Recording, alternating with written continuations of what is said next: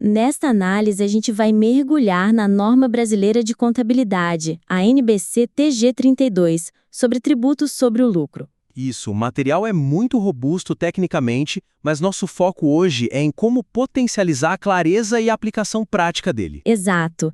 E para começar, o primeiro ponto é: a estrutura lógica do documento pode ser aprimorada para facilitar a aplicação prática e a consulta rápida, integrando melhor os conceitos teóricos com os exemplos. Certo. Hoje, a norma te apresenta uma regra, né? E muitas vezes o exemplo que te ajudaria a entender de verdade, ele está no apêndice, lá no final do documento. Ah, sim, o clássico veja o apêndice B. Exatamente. Então, um profissional que está estudando o tratamento do ágio, lá no item 21, por exemplo, ele precisa pular dezenas de páginas até o apêndice B para achar o exemplo 3. Esse vai e vem quebra totalmente o raciocínio. Mas espera aí. Separar os exemplos nos apêndices não é uma prática comum. Até para, sei lá, manter o corpo da norma mais limpo, mais focado nos princípios. Sim, é comum. Talvez essa fragmentação seja até intencional.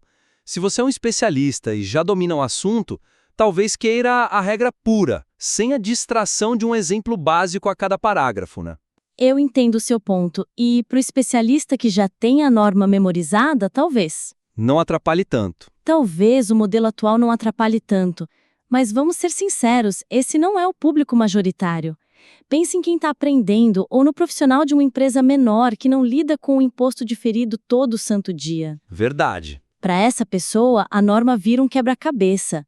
É aquela cena, 10 da noite, fechamento de trimestre, e você com 5 abas do PDF abertas, tentando conectar a regra do item 20 com o exemplo lá do apêndice. Ok, esse argumento da usabilidade é forte. O foco é reduzir o atrito, a carga cognitiva. Se o profissional gasta mais tempo procurando a informação do que raciocinando sobre ela, temos um problema de design. Exato. Então a pergunta é: como seria uma solução que ajuda o usuário comum sem, digamos, poluir o texto para aquele especialista que você mencionou? A solução não precisa ser única. A gente pode ter várias camadas. Uma ideia bem simples seria criar umas caixas de aplicação rápida. Como assim? Pensa num conceito super denso e abstrato como base fiscal, que é explicado ali nos itens 7 a 11. Logo depois da definição, imagine uma caixinha de texto destacada, talvez com uma outra cor, com um exemplo de uma linha. Certo. Exemplo de ativo: veículo contábil 50 mil, base fiscal 30 mil, diferença temporária 20 mil. Ponto. Isso ancora o conceito na realidade na hora, sem atrapalhar quem quer seguir lendo. Gostei? É como uma nota de rodapé, só que mais visual e direto ao ponto. Funciona como um quebra-molas conceitual. Te força a parar e entender. Não atrapalha o fluxo de quem já sabe, mas é uma boia de salvação para quem está aprendendo. Isso. E para os casos mais complexos, como o da combinação de negócios que você citou no começo, uma caixinha de texto talvez não seja a suficiente, né? Não mesmo. Aí a gente sobe o nível da solução. Em vez de um apêndice B genérico com exemplos jogados lá, a gente poderia reestruturar em guias práticos por cenário. Ah, interessante. Imagina um capítulo inteiro chamado, sei lá, Guia Prático Contabilizando uma Combinação de Negócios. Ali dentro, a gente organizaria tudo numa narrativa lógica, um passo a passo. Entendi. Primeiro as regras dos itens 19 e 26, depois os parágrafos sobre divulgação e, finalmente, as ilustrações do exemplo 3, mas agora totalmente contextualizadas. Vira um mini manual. Isso muda completamente a natureza do documento. Ele passa de uma fonte de referência passiva para uma ferramenta de trabalho ativa. E pensando no mundo digital de hoje, a gente nem precisaria se limitar a um PDF estático. Com certeza não. Uma versão digital interativa da norma levaria isso a outro nível. Você poderia, sei lá, passar o mouse sobre um termo e um balão apareceria com a definição e um exemplo. Exato. Ou, ao lado do item 15, ter um pequeno ícone de calculadora.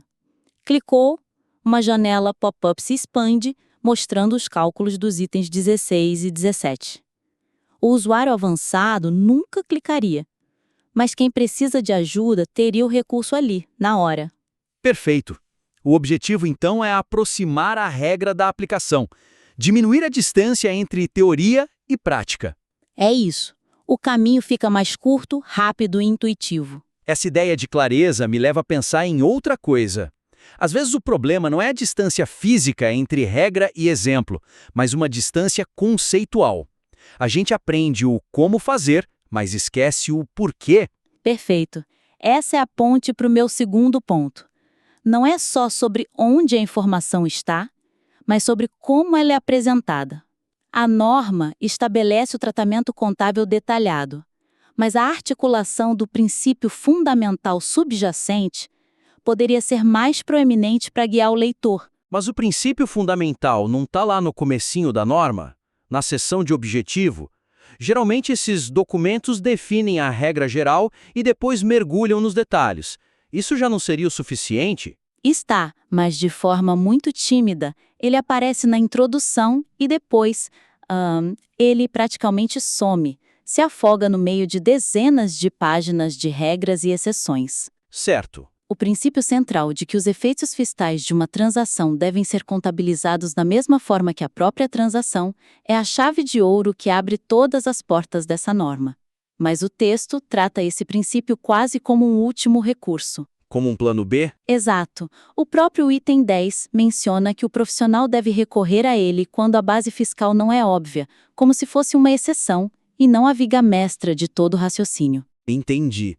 Então, na prática, o que acontece é que o contador, quando se depara com uma situação nova, ele sai caçando uma regra específica ou um exemplo que se pareça com o problema dele. Isso, ele age por analogia. E se ele não acha um exemplo que encaixe perfeitamente, ele trava ou pior. Pior, faz uma analogia errada aplicando uma regra que não cabe ali. Exatamente esse o risco. Ele se torna um seguidor de receitas, um refém dos exemplos. Se amanhã surge uma nova estrutura que não está prevista nos exemplos, esse profissional fica completamente perdido. Perfeito. A ideia não é só dar respostas prontas, mas capacitar o profissional para que ele consiga raciocinar em cima de qualquer cenário, mesmo os inéditos. Certo. O diagnóstico é que o princípio está muito escondido. Como a gente dá o devido destaque a ele sem tornar o texto repetitivo, professoral? Ninguém aguenta ler a cada 2 páginas, lembre-se do princípio fundamental. Não, claro que não. A mudança pode ser sutil. Uma abordagem seria usar introduções guiadas por princípios no início de cada grande sessão. Certo. Por exemplo, antes de começar o capítulo Reconhecimento de passivos e ativos fiscais diferidos, a gente poderia ter uma frase guia em itálico bem curta. Esta seção aplica o princípio de que, se a recuperação de um ativo alterará os impostos futuros, esse efeito fiscal deve ser reconhecido agora. Isso já calibra a lente do leitor, ajusta o raciocínio dele. Exato. Funciona bem para a estrutura geral, mas e nas partes mais espinhosas, como o reconhecimento de ativo fiscal sobre prejuízos? Aquela seção é cheia de se, talvez, depende. A subjetividade é enorme. Para esses trechos de alta complexidade, um texto corrido não é a melhor ferramenta. Um fluxograma de decisão seria muito mais eficaz. Um fluxograma? Sim, imagine. No início da seção dos itens 34 a 36, um diagrama visual simples, quadro de partida. A entidade possui prejuízo fiscal não utilizado. Seta para sim, próximo quadro.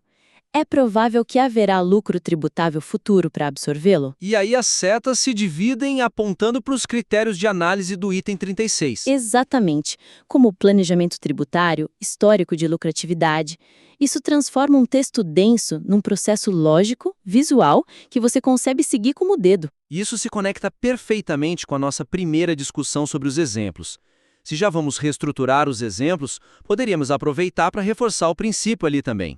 Perfeito, é exatamente isso. A terceira ferramenta seriam as anotações de princípio em ação dentro dos próprios exemplos. Me dá um exemplo. Pensa no exemplo 2 da reavaliação de um edifício. No momento do cálculo do imposto diferido, a gente poderia colocar uma nota na margem. Princípio em ação, item 61A, o efeito fiscal segue a transação original para a mesma conta de destino, outros resultados abrangentes. Ah, isso cria um clique na cabeça do leitor. Sim, ele não só vê o cálculo, ele entende por que o cálculo é feito daquele jeito.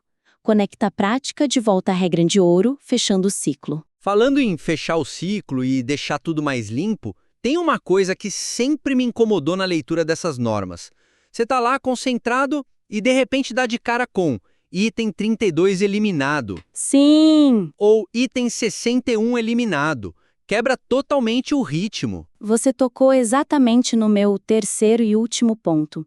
A abrangência do texto, que inclui referências a itens eliminados e múltiplas versões de parágrafos, por vezes dilui o foco nas regras vigentes e pode ser otimizada para uma leitura mais direta. É um sítio arqueológico. É um sítio arqueológico. Você vê as camadas de revisões, as notas de rodapé, redação dada pela revisão X, item revogado pelo OCPCY. Para um pesquisador ou um auditor que precisa entender o histórico, isso é ouro. Mas para o profissional no dia a dia, que só quer saber a regra que vale hoje, É só ruído. é um ruído tremendo. Mas essa rastreabilidade não é fundamental, até por questões de compliance, de segurança jurídica. Como você audita uma demonstração de 5 anos atrás se não tem acesso fácil à regra que valia naquela época? Remover isso não criaria um problema maior? Sem dúvida. A integridade histórica é inegociável. A questão não é apagar o passado, é organizar a casa. O problema é que o documento atual tenta ser duas coisas ao mesmo tempo. Um manual de aplicação e um arquivo histórico. Exato. E nessa tentativa de ser um canivete suíço, ele não é excelente em nenhuma das duas funções. Um canivete suíço que não corta direito e ainda te machuca quando você tenta usar o saca-rolhas. Exatamente. A sugestão aqui é radicalmente simples: separar as coisas. O órgão normatizador poderia e deveria disponibilizar duas versões oficiais do documento. 2 versões. Sim. A primeira seria a versão para consulta, limpa, enxuta, só com o que está em vigor hoje, sem nenhum eliminado, o texto puro, direto ao ponto. A segunda seria a versão completa com o histórico, idêntica à que temos hoje para os pesquisadores e auditores. Gosto da ideia de segmentar por público, mas veja um risco prático. Um profissional mais apressado poderia pegar a versão limpa por padrão e acabar perdendo um detalhe histórico que ainda impacta uma transação antiga. Como a gente evita o uso da ferramenta errada? É um risco real e precisa ser mitigado. A comunicação teria que ser muito clara. A versão para consulta poderia ter um cabeçalho bem visível em todas as páginas, texto vigente a partir de data. Para análise de períodos anteriores, consulte a versão completa. Certo. E para ajudar ainda mais, poderíamos incluir um sumário executivo estratégico na primeira página de ambas as versões. Não um simples índice, mas um mapa mental de uma página, sabe? Destacando o objetivo, as definições-chave. Uma porta de entrada que já contextualiza o leitor. Isso. Falando em organização. E os apêndices? Sempre achei confusa aquela distinção entre os que são parte integrante da norma, como o C e o D, e os que acompanham, mas não fazem parte, como o A e o B. É outra limpeza estrutural que precisa ser feita. É uma sutileza técnica que a maioria ignora, mas que tem uma implicação legal importante. E qual seria a solução? Clarificar o status dos apêndices. Se algo é normativo, obrigatório, não deveria estar num apêndice. O conteúdo dos apêndices C e D deveria ser integrado ao corpo principal do texto. E eles deixariam de ser apêndices. Sim. E os apêndices A e B, que são ilustrativos, a gente poderia renomear para algo muito mais claro, tipo Guia de Aplicação Ilustrativo, deixando explícito que aquilo é um apoio, não a regra em si. O objetivo é acabar com a ambiguidade. Resumindo, então, nossa análise da NBCTG 32 se concentrou em 3 pontos. Primeiro, a necessidade de integrar mais diretamente os exemplos às regras, com recursos como caixas de aplicação rápida e guias por cenário, para melhorar o fluxo. Certo, o fluxo de aprendizagem. Segundo, a importância de destacar e reforçar os princípios fundamentais ao longo do texto, usando introduções guiadas e fluxogramas para guiar o raciocínio do profissional para além dos exemplos prontos. Capacitar o raciocínio, não só dar respostas. E terceiro, otimizar a estrutura do documento, separando o conteúdo vigente do seu histórico em versões distintas para uma consulta mais ágil e focada. Uma versão para o dia a dia, outra para pesquisa. Exato. As sugestões, no fim do dia, visam transformar um documento que já é tecnicamente impecável em uma ferramenta de trabalho muito mais poderosa, intuitiva e, principalmente, menos frustrante para os profissionais. Faz todo sentido. Gostaríamos muito de ver uma versão revisada. Sinta-se à vontade para submetê-la novamente para uma nova rodada de análises.